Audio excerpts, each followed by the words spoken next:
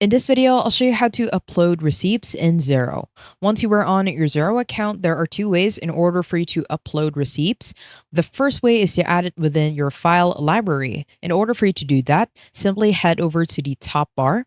On the left-hand side, click on the drop-down for your organization. And at the bottom, you will see the first option for files. Now, if you click on files, it will automatically take you to the file section. From here, head over to the top and right corner and click on upload to files inbox. Once you do that, it will open your files. And from here, what you need to do is simply add your receipt. So what I will do is I will add the image of my receipt. And once you do add the receipt, it will automatically be added within the file section.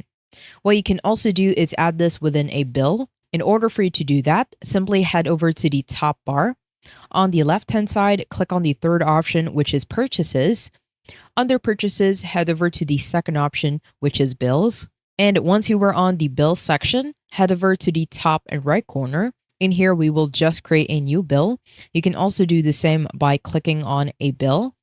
And once you were on the bill section, beside the reference tab on the right hand side, you will see here a small file. If you click on it, in here you have two options, either to add from your file library, which is what we did earlier. If we click on add from file library, you will automatically see the receipt. Now, let's say we want to upload a file instead. So if you click on upload files, in there we can add the receipt.